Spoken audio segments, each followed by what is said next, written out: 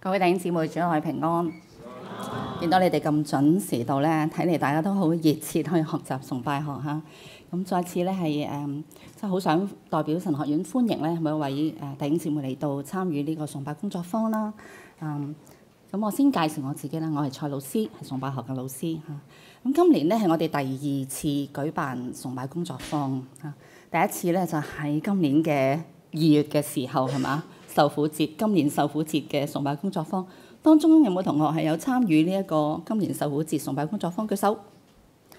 哇，都有好多喎嚇！咁即係其他同學咧都係第一次嚟到播神啊！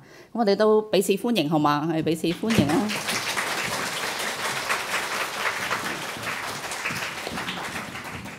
咁我哋今日嘅安排係咁嘅，我哋會有一啲教學嘅時段啦，亦都會有一啲係示範嘅時段嘅嚇。咁當示範嘅時候咧，我就好想弟兄姊妹咧，你唔係用一個睇示範嘅心態嚇，我哋唔需要你嚟睇示範，我哋係一齊嚟學習嚇。我想你咧喺透過一啲示範嘅設計咧，你投入喺當中，去感受下我哋話主喺我哋中間，你又真係喺裏邊心靈裏邊咧有一個嘅空間，有個位置喺當中感受下神佢對你嘅説話，佢同你嘅同在，同整個群體嘅同在嚇。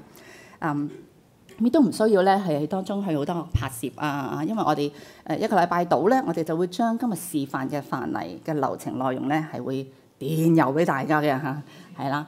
咁因為上次都知受苦節咧，好多同學咧都係將嗰啲嘅流程帶翻去教會咧，都可以祝福到教會嘅群體嚇。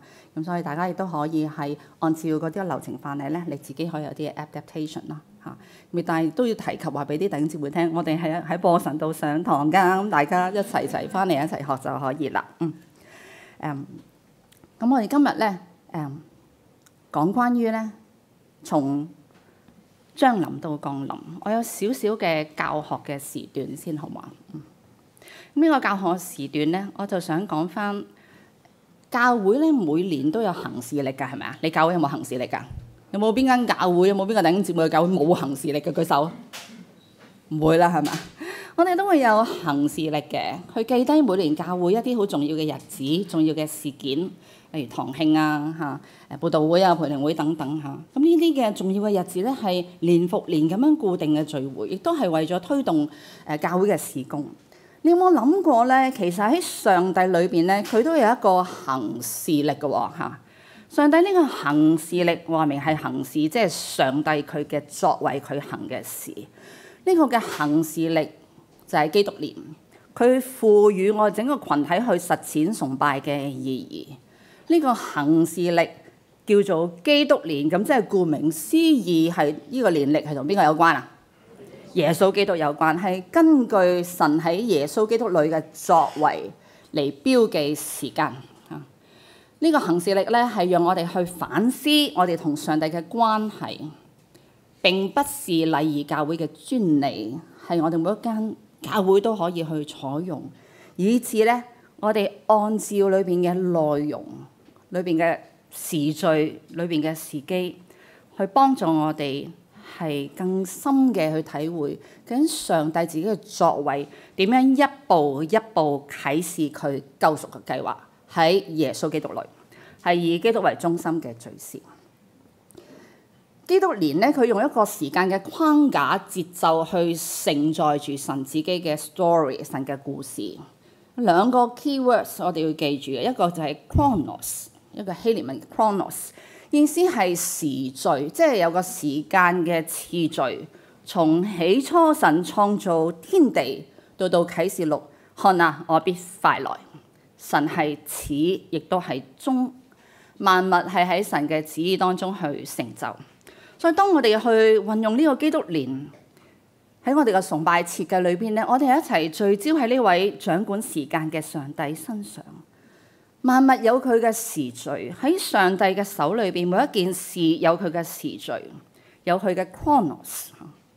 咁而喺呢啲嘅時序嘅裏邊，一個次序裏邊咧，神亦都以一啲關鍵嘅事件、獨特嘅事件、重要嘅事件介入歷史裏邊。呢個就係 Kairos 時機啦。關鍵嘅事件，我哋認識嘅包括神嘅創造啦、神嘅拯救啦、神嘅道成肉身，帶嚟人類歷史嘅更新同埋改變。Kairos 係神自己權柄嘅意旨嚟嘅，神嘅事件喺神自己嘅權柄底下，佢嘅時間裏邊去發生。所以基督年咧就係一個時序同埋時機嘅結合，因為我哋係有一個順住一個嘅次序，唔係亂嚟嘅嚇，唔係亂序嘅嚇。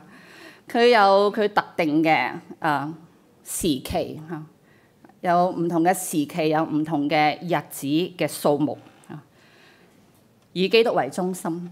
咁呢6個時期咧，我哋都熟悉嘅將臨期啦、聖誕期啦、顯現期啦、預苦期啦、復活期同埋常年期嚇。咁呢個時期係順住一個次序，而每一個時期咧都有啲關鍵事件。我哋喺當中咧，喺當中反思神自己嘅啟示同埋我哋嘅回應。呢個表咧就會俾你見到一啲嘅日子啦。所以今日嚟到咧，我哋就喺 Advent 嗰度嚇 4 weeks 嗰度，而我哋都會談論由 Advent 去到 Christmas 嗰個位嚇。咁原來我哋係用時間咧去述説上帝自己嘅故事啊，係嘛？正如咧，崇拜學大師 Robert E. Webber， 佢喺2006年9月10號喺佢最後一次嘅講道之後6個月之後咧，嗰6個月佢就返天家嚇，即係佢最後嘅一篇講道，亦都係佢最後嘅一本著作。佢提及佢點樣理解咩叫做 worship， 佢點樣定義崇拜或者我哋話敬拜嚇。佢話崇拜係述説神自己嘅故事嚇。即係一切喺崇拜裏邊所作嘅舉動，一切嘅回應咧，係建基於神過去做咗啲乜嘢。我哋深信上帝現在仍然作事，亦都知道佢將來要作事嚇。我哋嘅回應係回應緊神自己個 story， 所以我哋嘅崇拜亦都係要去宣述上帝自己救贖嘅故事。神嘅救贖故事唔係一瞬間，唔係單一嘅事件呈現嘅，係喺佢特定嘅時間裏邊，按住次序喺當中去啟示嚇。而當我哋咧係用時間去呢個框架去察看上帝嘅行事嘅時候，同時你有冇諗過我哋係用時間作為一個 language 語言去表達呢一個 worship 與主去結連。所以作為崇拜嘅主領、策劃人、帶領者，當我哋帶領弟兄姊妹去實踐基督年嘅時候，原來我哋喺當中係深深體會上帝將佢自己呢個 story 託付俾我哋。我哋係管家，為此而負責。我哋幫助會眾進入到神嘅 story， 發現神嘅 story 點樣去 transform 人嘅生命。每年我哋咁不斷去紀念嘅時候，我哋同上帝嘅關係都不斷更新同埋轉化。與此同時，我哋係開展同主同行嘅屬靈旅程，深化同基督相交嘅生命。Weber 咧提過靈性 spirituality 就係關乎我哋喺神面前係邊個嘅問題。靈性係神俾我哋嘅禮物。靈性塑造嘅源頭唔係我哋做啲乜嘢，而係基督，亦都係聖靈嘅工作。所以我哋只管專心帶領我哋嘅群體，以紀念主自己嘅行事去實踐。透過每年嘅實踐，我哋會發現係啊，基督就喺我哋嘅生命裏邊成形。我哋係一個 story formed 嘅群體，我哋亦都經歷。心思意念係基督裏，與基督一起 with Christ， 係基督裏 in Christ， 同埋生命更加似耶穌基督 Christ-like。大家好專心聽我話嚇，啱啱講聽完呢部分啦，跟住我哋不如就嚟一個問答。問答有禮物嘅嚇，係啦。咁咧，請我哋2位嘅總務嚇，係啦，可以攞2支咪，係啦，可以麻煩俾2支咪佢先嚇。咁大家嚟應該都有啲底子嘅，係嘛？咁我先考你嚇，呢度有5條問題，我哋仲有我哋嘅禮物小姐係嘛嚇，禮物小姐嚇，係啦。咁答啱咧係有獎品嘅嚇。OK， 咁啊事不宜遲咯喎，好嘛？好，第一題，將臨期有幾多個主日？係啊，好快係，我哋眼力望一望。四個。係答啱，係啦，哇！好，禮物小姐，禮物小姐。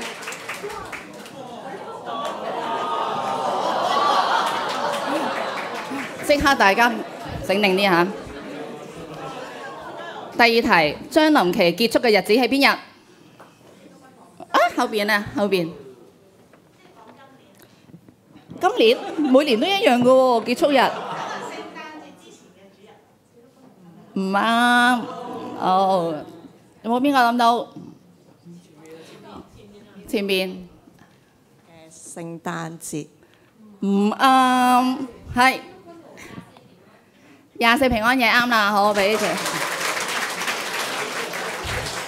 其實大家答唔啱好正常，我話你聽，全香港嘅教會有90%都唔知道，原來將臨期嘅 last day 係平安夜嗰晚嚇，係啦。咁舊年咧好特別嘅喎，因為舊年咧平安夜10月24號咧同時係乜嘢啊？將臨期嘅第4主日嚟嘅喎，你有冇發現啊？係咪啊？舊年你有冇返崇拜啊？舊年？OK 好，第三咯喎，第三跟住講今年啦，真係嚇，2024年將臨期第1主日係邊一日？邊度？係。哦，係啊，你哋幫手望啊。12月1號。係啦，10月1號係啦，呢日好重要啊嚇，呢日係某人嘅生日嚟嘅，好。好，跟住第4啦嚇，將臨期係關於咩事件？哇！呢個好難答啦。將臨期關於咩事件？頭先我話神嘅行事力嘛，咁神將臨期係關於咩事件啊？係啊，係俾支咪佢啊。道成肉身。係上帝藉住耶穌基督道成肉身係咪啊？係，我俾掌聲嚇，係啦，即係。係啦，長啲嘅作答咧就係神按住佢應許，藉着基督咧就嚟到世界，介入人類歷史，施行拯救。喺歷史嘅終局嘅時候咧，基督都會再來拯救呢個墮落嘅受造界嘅，係啦。但係佢都答到第一個coming 噶啦。好啦，跟住第5題咯喎，將臨期無數我哋邊方面嘅靈性啊嚇，即係如果我要你配一個動詞乜乜基督咧？個動詞嗰個乜乜係乜嘢咧？係啊，好啊。等候。咁係點樣等嘅咧？忍耐等候。咁慘嘅咩？哦，忍耐等候，仲有咧？信心等候。好啦，可以啦，好。咁咪俾一個禮物你哋2分啦嚇 ，OK。係啦，我諗更加好嘅答法咧係一個渴望基督。係嘛？即係你知道佢會嚟嘅嚇，即係等於你等一個好心愛嘅人嚇，由好遠飛翻嚟，你好重嗰份嘅渴望係咪啊？咁所以渴望嗰個動詞，我覺得比較夾啲嚇。咁啊，繼續有少少嘅重要咧，就係將臨期，即係講緊個臨，即係來臨啦，係咪啊？咁其實將臨期咧 ，Advent 咧就係來臨，即係 coming 或者係 approaching 接近，即係耶穌佢來臨。耶穌好想接近我哋嚇，神咧係用佢3個嘅 comings 嚇 ，three comings 咧介入我哋中間嘅。咁第一個來臨咧係一個過去嘅向導，即係舊約先知所預言嘅彌賽亞喺耶穌基督身上去實現啦。所以當我哋譬如唱以馬內利懇求降臨嘅時候咧，你係代入咗好似昔日嘅以色列民嗰個心情啊，分享嗰份哇長久等待救贖主來臨嘅嗰份嘅渴望。帶住一份期盼嚇。第二個咁呢個咧係一份咩冇落空嘅盼望嚟㗎，因為我哋深信佢係會嚟嘅嚇。第二個來臨咧係一個現在嘅向導嚇，就係講緊我哋體察耶穌基督佢喺我哋嘅每一天臨在我哋嘅生命當中，縱然面對可能你生活好忙碌嚇，好混亂嚇，甚至身處嘅世界好多罪惡。好多困苦、死寂、無望，但我哋仍然去體察神嘅臨在 ，God with us。呢份係一份光明嘅盼望嚇，喺黑暗嘅日子裏邊，我哋更加好想上帝自己嘅臨在，以致我哋咧係常存一個感謝嘅心嚇。第3個來臨就係咩向度啊？有過去有現在就有咩啊？將來嘅向導啦。一個將來嘅向導就係講緊基督嘅再來，帶俾我哋一份榮耀嘅盼望。我哋等候係嗰位已經升天，坐在全能父上帝嘅右邊，亦都將來必從那裏降臨乜嘢？審判活人死人，耶穌基督佢嘅再來。佢喺歷史終結嘅時候，佢會再來拯救呢個墮落嘅受造界，呢個黑暗嘅世界嚇。所以呢份係一份榮耀嘅盼望。我哋回應神嘅臨近，係引發人會等候啦、渴望啦、信心啦，去等候神你介入我哋嘅生命嚇。如果用一個比喻咧，就係、我哋有似一個咩咧代價嘅新娘嚇，我哋當中都經歷過代價係嘛？可能當有啲姊妹，你用一個好似就嚟要結婚嘅一個新娘嚇，你嗰種喜悅去等候新郎嚇。另外一個嘅比喻咧，我會覺得係可以係一個陀住 BB 嚇嘅母親係咪啊？你好想迎接呢個等候呢個新生命嘅來臨嚇。所以教會嘅傳統咧，以將臨期作為一年嘅開始係好適合嘅嚇。一方面咧係表達一個整個年度嘅一個嘅開始嘅方向同埋一個動力嚇。咁當我哋咧要去設計一個將臨期嘅崇拜嘅時候咧，可能我哋真係諗應該買咩色嘅布啊，係嘛？應該掛啲咩嘅帶啊，擺咩花係嘛？通常都即刻諗呢啲嚇。咁將臨期咧嘅節期嘅顏色咧就係咩色啊？我哋今日見到紫色嚇，紫色代表乜嘢？尊貴嚇，尊貴。我哋好渴望呢位君王係尊貴嘅主耶穌基督，亦都可以咧係用深藍色嘅，深藍色咧係代表住盼望。我哋好渴望基督來臨我哋生命嘅當中嚇。當我哋設計4個主日嘅內容咧，我諗首要咧係要聚焦喺呢個節期係關乎神係邊個，同埋佢作咗咩事，然後再下一步諗咁人有咩回應嚇。千祈唔好就喺個崇拜裏邊得個啲，可能就係點足嗰一下，好覺得係將臨期，跟住其他咧詩歌啊、講道啊。全部都冇關係嘅係嘛？咁就唔係太理想啦嚇。咁你話咁可以點做啊嚇？如果你話你教會從來冇試過去實踐將臨期崇拜，我嘅建議咧，你可以先今年做好咗詩歌敬拜嗰 part 先，即係嗰個聚集嗰部分。你先從罪惡啦、宣召啦、詩歌啦、禱告啦、啟應經文入手嚇，再好啲嘅就再配合埋個講題嚇，又再配合埋回應等等。舉例嚇，譬如你設計4個嘅主日，舉呢個例子咧，就係倘若崇拜設計者將臨期4個主日咧，你定下一個嘅總題係叫做盼望 hope 嚇，咁你就可以從4位嘅將臨期嘅人物作為你嘅講題啦。譬如第一個主日，你個講題係以賽亞嘅將臨學盼望；第二個主日咧就係施洗約翰嘅將臨期嘅聲音；第3就係瑪利亞嘅將臨期嘅聲音；最後就係使徒約翰嘅盼望。定咗個講題，跟住前邊你又再諗翻，咁我要點樣帶詩歌同埋啟應經文去配合埋點足禮、盼望之足、和平之足、喜樂之足同埋愛之足，咁就成個設計就前後好一致啦嚇。咁要留心咧嗰個嘅點足禮嘅進行嚇。點足禮咧係有幾多支啊？我哋望翻前邊。紫色台布上面有5支啦，有大花環啦。咁呢個花環就唔好太過多嘢啊，即係 plain 啲，因為我哋要突出翻嗰個嘅信息，嗰5支嘅燭嘅意義啦嚇。中間係一支白色嘅蠟燭嚇，佢係基督嘅燭光嚇。其餘3支就係紫色同1支嘅粉紅色。咁粉紅色就係第3主日喜樂主日嘅時候點嘅。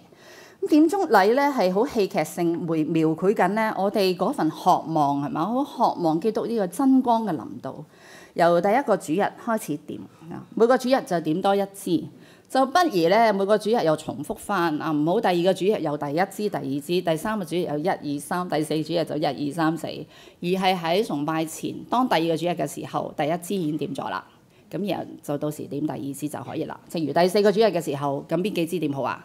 頭3支已經點好啦嚇，咁呢啲嘅燭光咧，嗰啲嘅燭咧係以咩名堂咧？其實唔同嘅教會有唔同嘅名堂嘅，亦都冇話一定係咁樣先啱，咁樣就唔啱嚇。只要係同將臨期個意涵相關就可以啦。只要係帶出基督佢嘅來臨，俾我哋嘅盼望啊、和平啊、平安啊、喜樂啊、愛啊，甚至光明啊等等就可以啦。有啲嘅教會甚至係用人物嚇，可能係舊約列祖之燭、先知之燭、施洗約翰之燭同埋瑪利亞之燭嚇。我諗自己教會可以一齊傾一傾，我哋想今次嘅將臨期，讓會眾係知道基督嘅來臨帶俾我哋啲乜嘢嘅意義嚇。咁另外亦都要諗下咧，嗰個點燭禮擺喺崇拜嘅邊部分嚇。當你擺喺聚集嘅部分，即係詩歌敬拜部分咧，你表達緊我哋聚集係好渴望基督嘅真光臨緊我哋。如果你擺喺講道之後咧，就係咩啊？回應真光嘅指引嚇。如果你擺喺差遣最後嘅環節咧，就表明我哋係奉差遣喺呢個黑暗嘅世代去散發基督嘅光輝。所以擺喺唔同嘅環節都係有唔同嘅意思嘅，呢個必須要留意。跟住我哋咧，就會進行第一個示範嚇。第一個示範咧，我哋就冇可能進行晒4個嘅主日嘅，所以我就選取咗第一主日嘅點燭禮啦。頭先提過我哋可以設計有序樂係咪？咁呢一個示範咧，就會我哋一齊去一齊崇拜啦，係一個將臨期第一主日崇拜。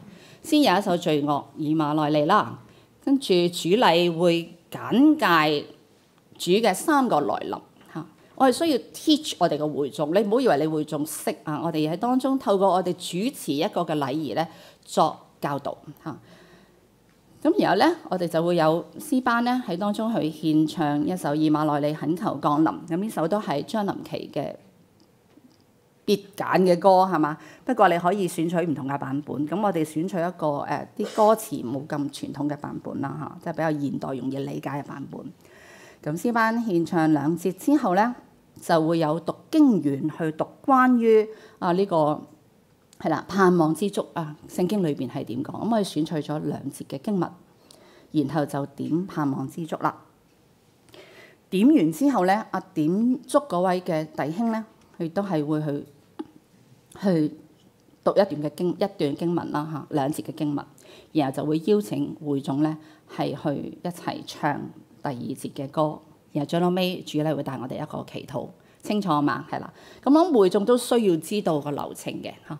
咁至於我哋會問一個問題，究竟我哋點安排點燭嗰個人係邊一個咧嚇？你比較好啲嘅就係你真係安排讓整個嘅群體去見到整個群體有啲乜嘢嘅人。咁我諗比較簡單啲就係年齡層啦，係嘛？可能你邀請一位嘅小朋友啦嚇，一位嘅少年人啦年青人啦成年人啦或者係長者啦嚇，即係有唔同年齡層嘅一位嘅弟兄姊妹咧，作為個點燭者。咁亦都佢要負責點燭嘅時候，你要 brief 佢，你要讓佢知道去做呢個舉動嚟做乜嘢嚇，佢要 communicate 緊啲乜嘢嘅 message 俾會眾。得唔得？好，咁我而家咧先請我哋嘅崇拜學嘅同學咧係詩班嚇。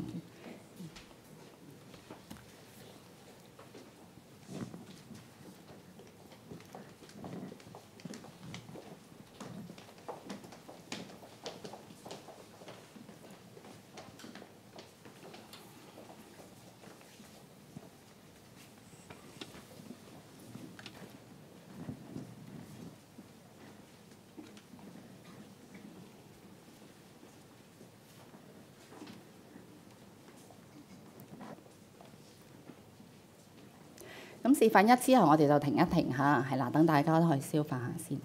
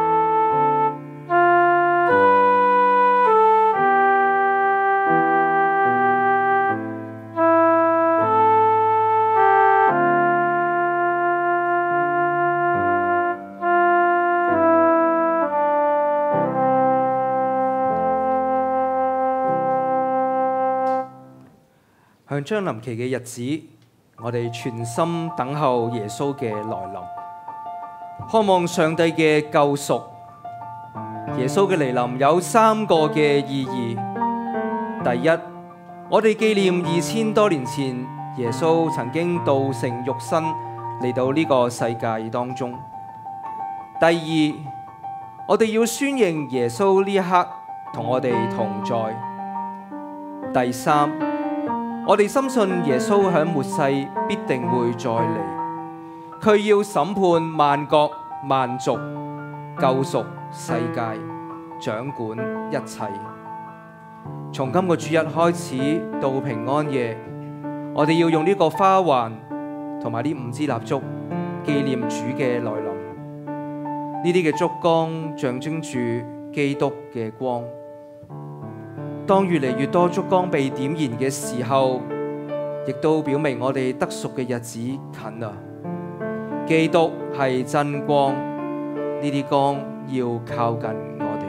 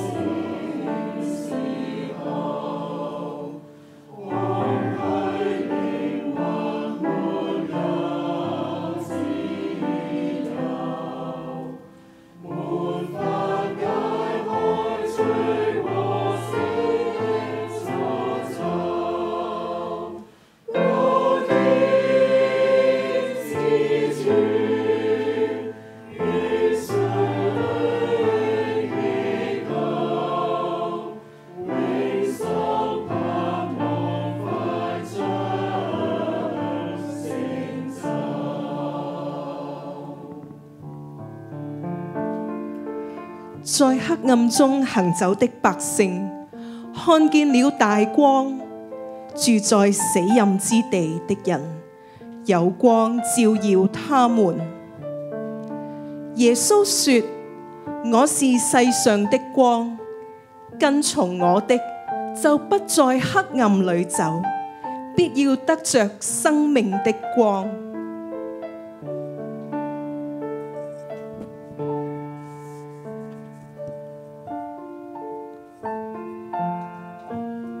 我現在燃點第一支嘅燭光，盼望之光。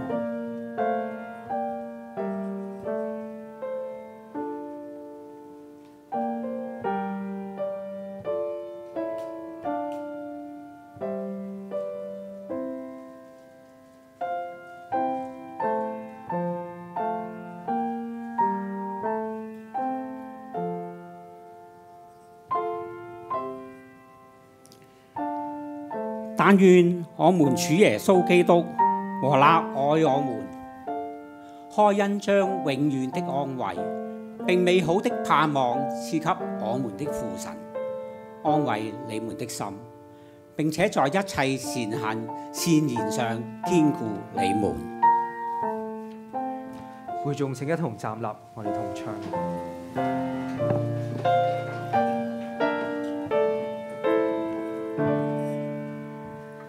慈愛之主，請快施恩。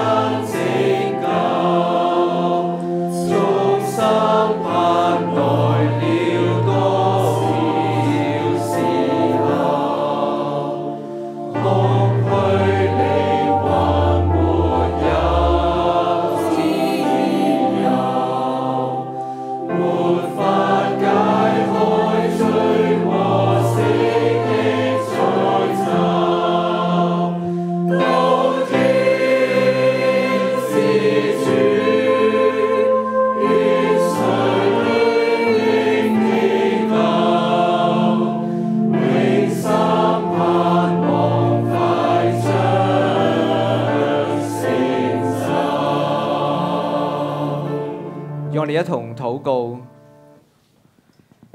世上嘅光，主耶穌，你用真光照耀我哋，令到我哋不再喺黑暗中行走。主啊，我哋期待你嘅來臨，求你幫助我哋預備自己嘅心，以悔改嘅心等候你嘅救贖。我哋願意喺你嘅面前等候警醒，因為你要將得救嘅盼望賜俾我哋，安慰我哋嘅心。奉主名求，阿門。各位請坐。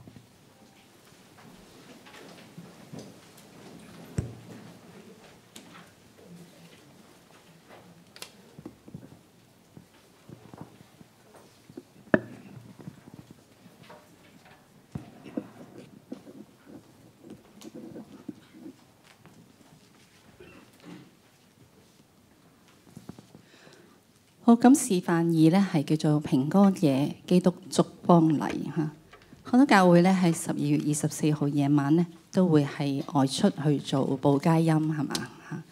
你有諗過咧？你嘅報佳音之前咧，唔係去食晚飯嚇，唔係約喺邊度條街喺邊個商場門口等，而係一齊聚集喺教會裏邊，進行一個大約10至15分鐘嘅基督燭光禮，點完先去報佳音，知道去嚟做乜嘢，係好唔同嘅嚇。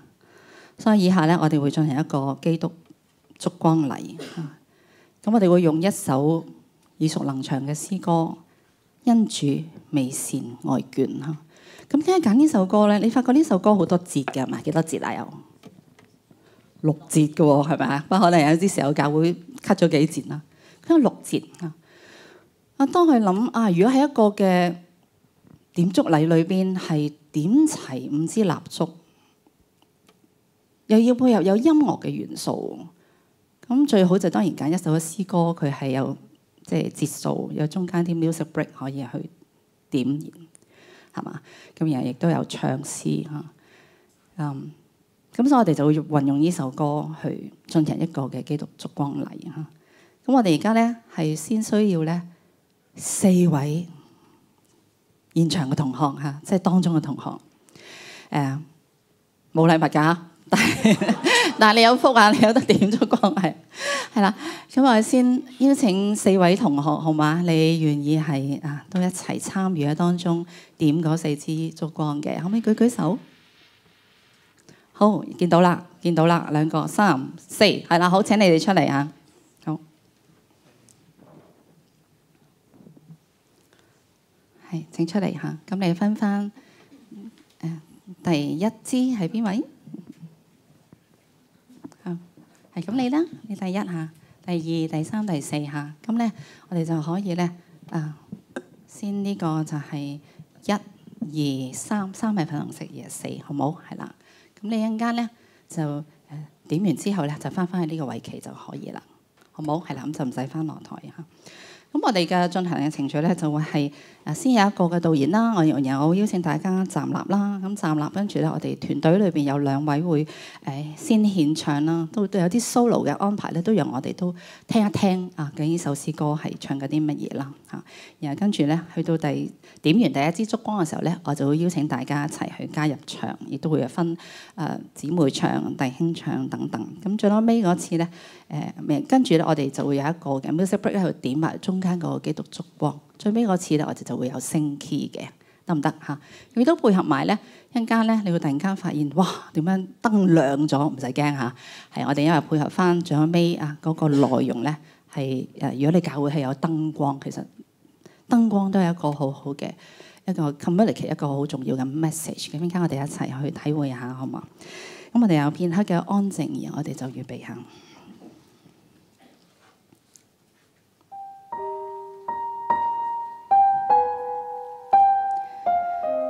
弟兄姊妹，今天晚上，當我哋一齊圍繞住呢一個嘅將臨期嘅花燭，一同嘅聚集嘅時候，我哋好渴望上帝自己嘅光散發嘅美善，照亮喺我哋個人嘅身上。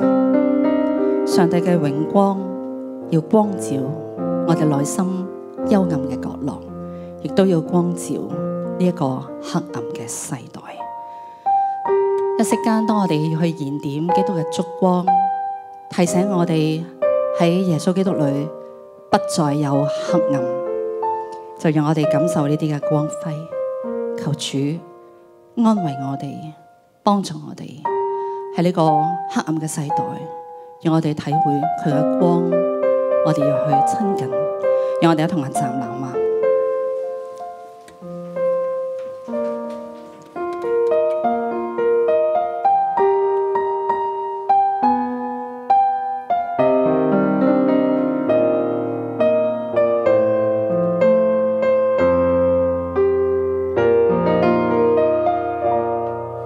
塵世變故，我只有恩主看顧。除去驚慌頃刻，安慰人牽，期盼與你挽手，中間身不變，迎向新天光輝中必得見。沉痛困惱創傷至今都憶記，沉重過去交織捆綁壓迫，求你賜我眾安穩私隱釋放，憐憫關心體恤孤寡小眾，是主賜出真光照的時光。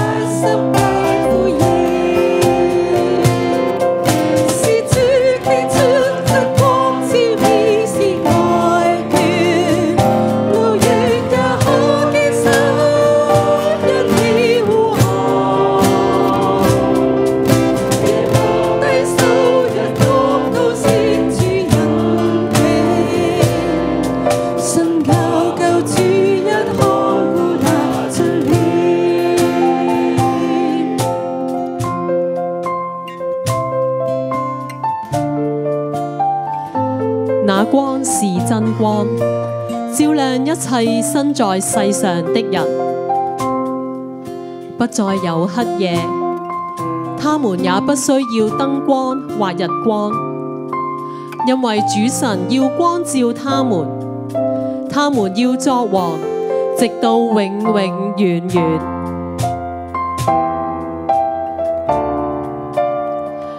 白色嘅燭光表示至聖嘅主必然臨到，佢要驅除幽暗，帶嚟拯救，直到基督最終凱旋嘅日子。而家我要燃點基督之燭。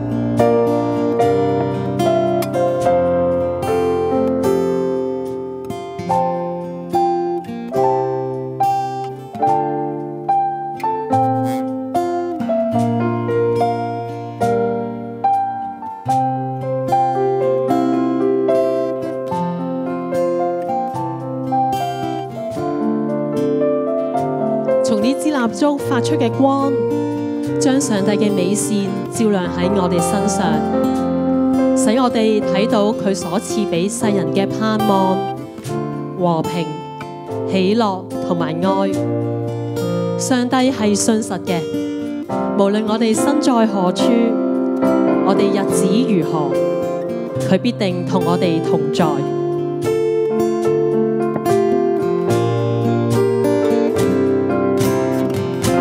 是主傾出真光，是主傾出真光，照已是愛眷，路遠也向的手，因你呼喊，月光高燒，日光高燒，主人的，誰可在於一顆孤單水邊。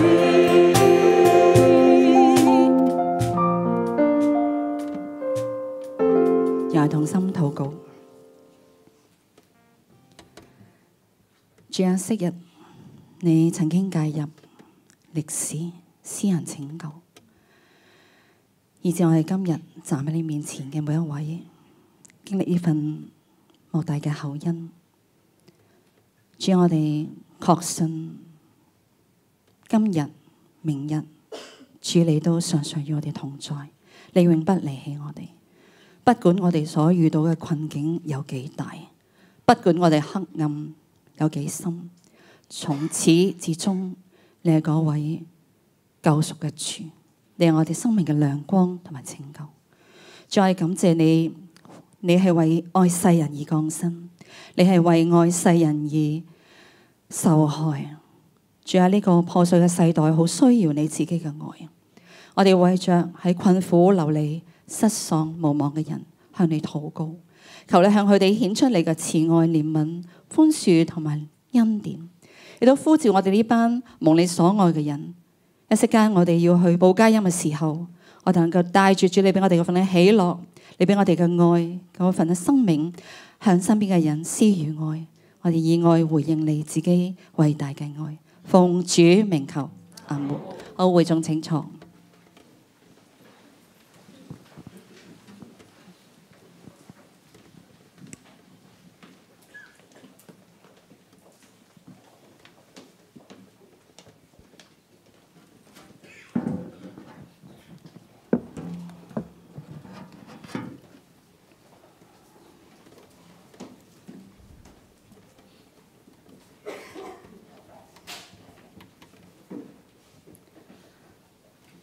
咁頭先我哋示範咗第一個嘅主日啦嚇，咁其他嘅主日咧，大家翻去做咯嚇。咁啊，可以有啲建議俾大家。其他嘅將臨期主日咧，我諗你都係可以從頭先個框架去設計係嘛嚇。譬如第二個主日和平之燭啊，即係如果你真係決定用和平之燭啦嚇啊，你或者你會覺得唔好啦，用平安啦嚇咁樣。咁你先設計一首嘅罪惡嘅短詩啊，譬如呢一首等候我主嚇。得4句嘅啫嚇，可以係奏樂啦，亦都可以係詩班唱啦。我試過設計呢一首歌咧，係可以係由即係可能 unison and then 2 parts and then 4 parts 咁樣啊，甚至係如果教會有大嘅地方係可以行入嚟，詩班行入嚟一路唱嚇，即係罪惡咧可以有唔同嘅處理嘅嚇。咁跟住亦都讀相關嘅經文嚇，譬如以賽亞書9章嘅經文啦。如果係講到和平嘛，咁所以都可以讀約伯記嘅一節嘅經文啦，使徒行傳嘅經文啦，等等。咁亦都可以係點完之後讀多一節然後咧就去一個禱告。咁喜樂之燭咧就係粉紅色嗰支啦。咁同樣設計一首嘅罪樂，例如以馬內利啦。然後就係喜樂大喜嘅信息啦，瑪利亞尊主為大，以救主為樂啦然後腓立比書嘅經文啦咁經文可以選取為舊約一啲、新約一啲。其實而家你打 keywords 喜樂咧都出一紮經文，你自己選取就可以啦。咁第4個主日就係愛之燭啦咁都可以咧係用呢一首嘅 For God So Loved the World 一首嘅 hymn 喺當中去可能揾一位嘅 solo 嘅姊妹去唱啦甚至係可能係有長笛嘅 solo 等等啦係啦。